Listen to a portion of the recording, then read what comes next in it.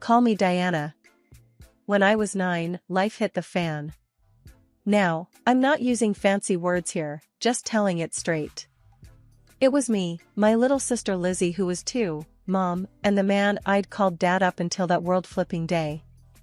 See, Dad had this DNA test done, out of nowhere, really, and boom, our family wasn't a family in the way we thought. Dad walked in, papers in hand, face all kinds of twisted up with, I dunno, anger, shock, sadness. Mom first went all pale, eyes wide, then she tried to shrug it off, but who was she kidding? When she saw Dad wasn't buying her act, she crumbled like a house of cards, tears and all, spilling the beans about not knowing who my real dad was. And about still being in the picture with Lizzie's dad. That's how the dominoes fell. Dad split from Mom, but he didn't slam the door on us. He wasn't heartless. Kept sending money our way because, in his heart, he still saw us as his kids, I guess.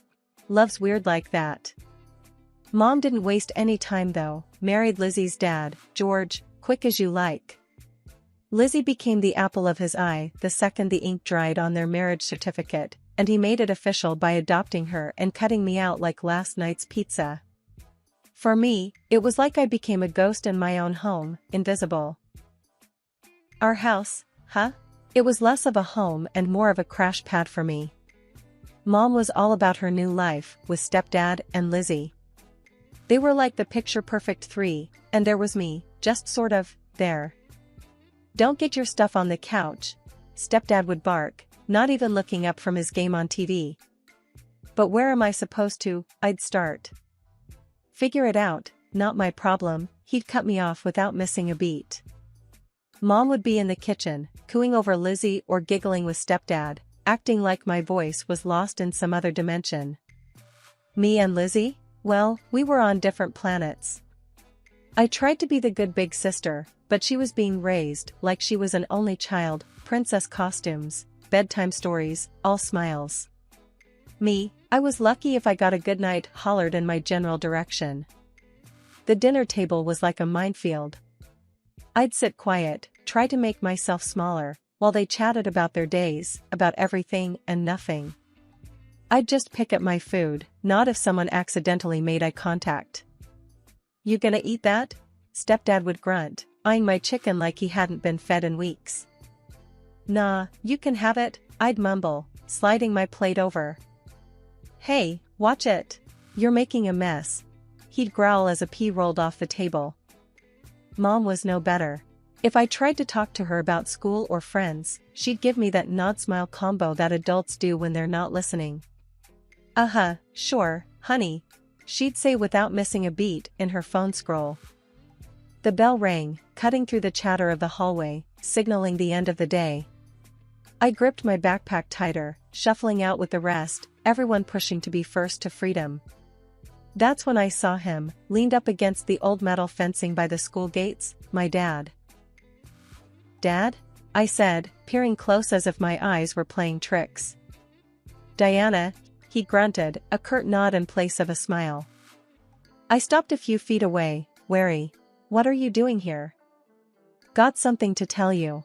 He ran a rough hand through his hair, which seemed unrulier than I remembered. Can we go somewhere? Talk? Glancing around, wondering if any of my friends were witnessing this reunion, I nodded towards my usual hangout. There's a diner around the corner. The walk was silent, the clunk of his boots on pavement outpacing any attempt at small talk.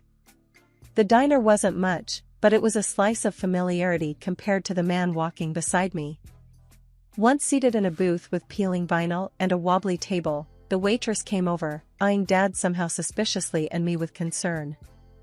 The usual, Diana? She asked, her voice a welcome sound. I nodded. Yeah, and whatever he'll have. Dad grunted again, not even picking up the menu. Coffee, black. She nodded and hurried off. I drummed my fingers on the table, buying time. Eventually, I burst out. You can't just show up like this. He didn't flinch. Didn't plan on it. Thought you oughta know, though. I can't have kids, Diana. The words hung there like a heavy smoke. I stopped drumming my fingers. So, he shifted uncomfortably. Thought you might want to know. Be with your old man now that I know for sure you're the only one I'll have. My heart was doing strange flips. Just like that? I drop everything and come with you? It's not nothing, Diana, he said, voice rising a touch. Figured it meant something. To you, especially. Mom and George flashed in my mind, along with the mound of unwashed laundry and the echoing silence every time I walked in the door. I sighed. You got room for one more at your place? You bet, he said, shoulders relaxing. I got space. And what would I do? Just hang out while you work? The practical side of me needed details. He stirred his coffee, the spoon clinking against the ceramic. You go to school. I work. We'll figure the rest out. School. That was something I planned to finish, no matter what. Fine. But I'm finishing high school. No derailing that. He gave a small nod as if it was decided, there and then. Fine. I chewed my lip. Term was ending in a couple of months. It wouldn't be too bad, I convinced myself. I'd make new friends, or keep in touch with the old, somehow. Mom and George, well, they had been more like roommates than family lately. Might not even notice I'm gone till rent's due. Okay, I said, a strange lightness taking over. Okay, let's do this. But Dad, this can't be one of those fly-by-night schemes. I'm serious. He met my eyes, and for a second I saw something that might have passed for conviction. I'm serious too, kiddo. Time to make things right.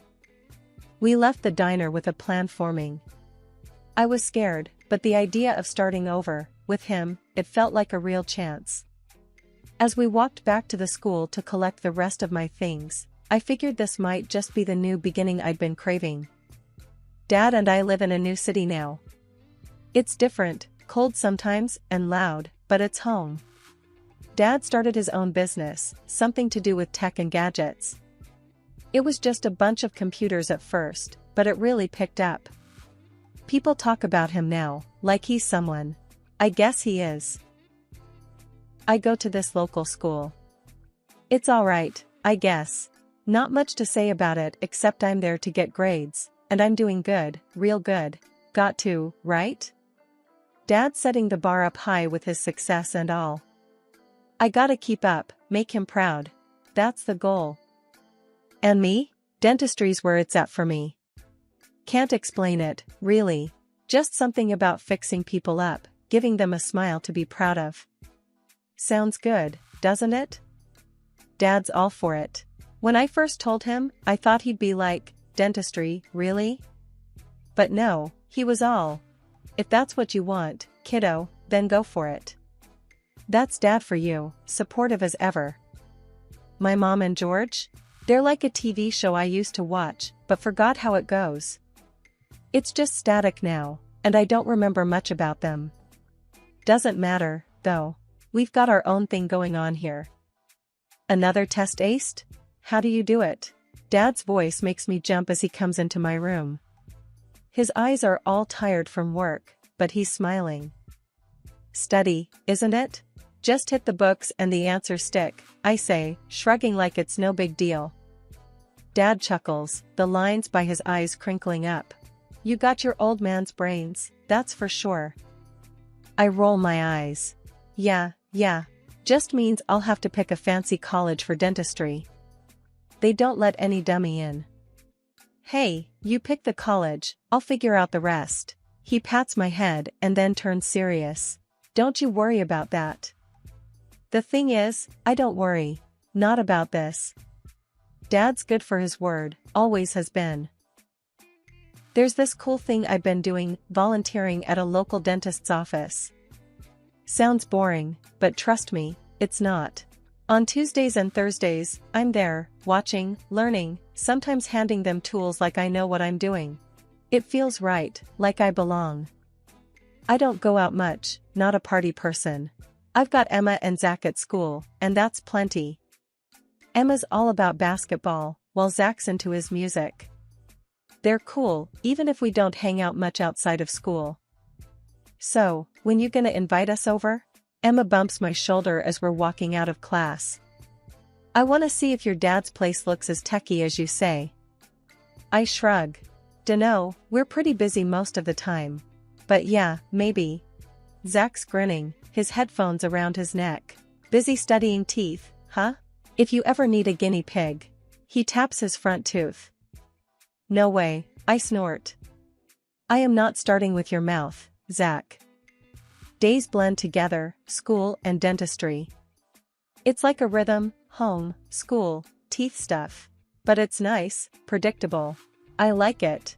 I like knowing where I stand, and where I'm headed. It's a good life. Dad and we're doing okay here.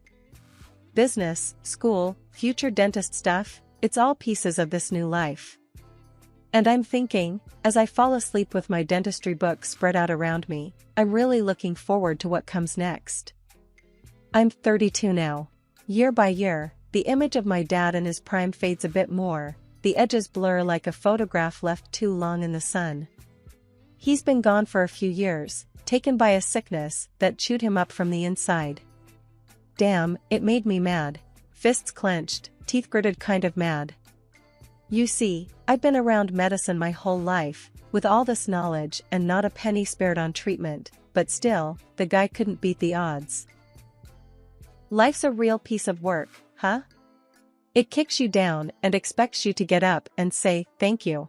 But I've always been a fighter. Dad used to say that, told me I got it from him. So after he passed, I let the pain fuel me. Ran my own race, and now, here I am, doctor at a dental clinic with my name on the door. Inheriting everything Dad owned did make things smoother. I won't lie, money talks in this world, and it's a lot louder when you're trying to keep a business afloat. I kicked ass to get to where I'm at, and Dad's inheritance just padded the fall a bit when things got rough. My clinic's the talk of town. People come in with all sorts of issues, a chipped tooth here, a cavity there. I see it all, fix what I can. But it's not just smiles I mend, oh no. People tell you things when they're sitting in that chair, looking up at the ceiling, trying not to think about the drill in their mouth. They talk about life, the raw, unpolished realness of it. I like that, makes every day different. Like this one guy, let's call him Joe. Burly fellow with tattoos all the way up his arms and a frown that looked permanent. Came in for a root canal, tough as nails, or so he thought. Alright, Joe. Open wide and let's take a look at the troublemaker, I'd say. My damn tooth's been killing me, he grunted, mouth already full of dental equipment. Can't chew my steak proper.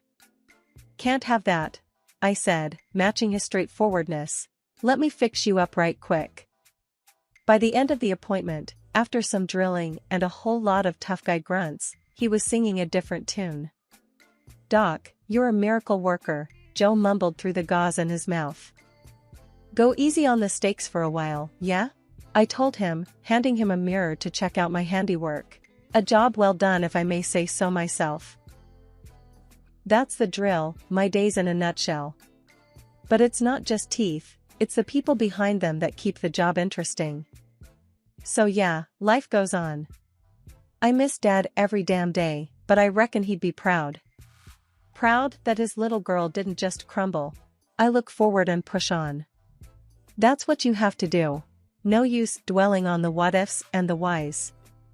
You deal with what's in front of you, one day, one tooth, one heartache at a time. The sun was setting when I heard the knock. I wasn't expecting anyone, let alone Mom and Lizzie. Their sudden appearance felt like a gust of wind before a storm. You got a nice place here, said Lizzie, as she pushed past me like she owned the place. Her eyes were hungry, taking in every detail of my living room. Hi, honey, Mom said, less bold but with a look that told me she had something on her mind. We were just in the neighborhood. I doubted that. They lived in another city. What brings you here? I asked, even though I had a nagging suspicion. We need to talk, Diana. Lizzie cut in, plopping down on my sofa with no invitation. I'm planning to go to college. I raised an eyebrow. That's good to hear, Lizzie. But why do I feel like there's a but coming up? She didn't hesitate. But I need money, sis. I want to get into college, do something with my life. That struck a chord. I used to be in those shoes, staring up a mountain that felt impossible to climb. Look, I want to help, I said. But money isn't something you should take lightly. Mom chimed in. Your sister's trying to do something with her life. You could make it easier for her. I felt the walls closing in. This felt wrong, just handing over cash without knowing if it would actually go to pay for college. But then again, this was family. How much do you need? I asked, already regretting the question. Lizzie's grimace turned into a grin. Not much. 25 grand should cover the first couple years. I nearly choked. 25,000? That's a lot of money, Lizzie. Don't act like it's a big deal for you. She snapped back. You got it. That stung. Just because I had made something of myself didn't mean I had money to throw around. But looking at Lizzie, I saw the shadows of my own past. Uncertain. Scared. I sighed. I'll give you the money, but on one condition. I send it directly to the college when you enroll. Lizzie squirmed. I haven't picked a place yet. Just need the money, I'll handle the rest. Her eyes dodging mine. The air felt heavy, like right before a storm breaks. You don't trust me? Her voice rose. It's not about trust, I countered, but even as I said it, I knew it was. I just want to make sure it's used right, Lizzie. There was a cold silence until Mom chimed in, tired of the back and forth, we're not here to scam you. I took a breath, feeling cornered. Okay. I went to my desk, logged into my account, and did the transfer. There, $25,000. For school. Lizzie's eyes lit up with a mix of victory and guilt. Thanks, I won't forget this. But it was Mom's quick, greedy smile that stayed with me long after they left. I sat there, feeling a blend of worry and disappointment, hoping I hadn't just made a huge mistake. For months, I'd been on the phone with Mom and my sister back in our hometown. It felt good to help them out, sending a few $100 when I could. But when October rolled in, something in my gut told me to check up on Sis and her college situation. One afternoon, I called her, my voice casual as I asked about her classes. But like a slippery fish, she wriggled out of the topic, and before I could press on, she hung up. I frowned at my phone, a suspicion gnawing at my mind. Next thing, I'm stalking her social media like some sort of detective. There she was, all smiles, decked out in threads that screamed money. But not a single selfie in her college gear, nothing. Enough was enough. I hit dial on Kara's number, my old buddy from the block. Kara, it's me, Diana. What's the deal with my sister? How is she doing in college? Her voice came out flat. Your sis? College? Girl, she's strutting around here like she's in some sort of fashion show. You should see the bags they carry. No books, all bling. It hit me like a ton of bricks, played for a fool. I was burning with the need to confront them, to yell until I was hoarse. I'd been dialing Lizzie all day, hitting redial more times than I cared to count. The same with Mom. Neither bothered to pick up. Each ignored call stacked bricks in the wall they were building between us. When I went online, hunting for a trace of them, my messages bounced back like I was some stranger now. I was locked out and it stung like hell. Hurt simmered and bubbled over into a rage that iced my veins. They'd conned me. The doorbell rang like a warning siren that I didn't want to heed. There on my doorstep, my mother and sister stood, their appearances a bit too polished for a casual visit. I could feel the weight of their expectations before a word even slipped past their lips. Without an invite, they barged in as if it was their right. They settled on my couch and began to look at my living room. Need money for college, Lizzie blurted out, not 2 minutes into the so-called visit. Her eyes didn't meet mine, and why would they? Lies have a hard time looking you in the eye. Yeah? That's rich, considering, I said, crossing my arms over my chest. My mother shifted uncomfortably. Diana, you don't understand. What? That you're both liars? I cut her off. My voice was colder than I anticipated. It was odd, but liberating. You got no right to talk to us like that, Diana. Lizzie piped up, her voice getting sharp. We're family. That card's expired, I shot back. Listen here. I didn't let her finish. I did. For a long time, I listened and gave and got nothing but a lie.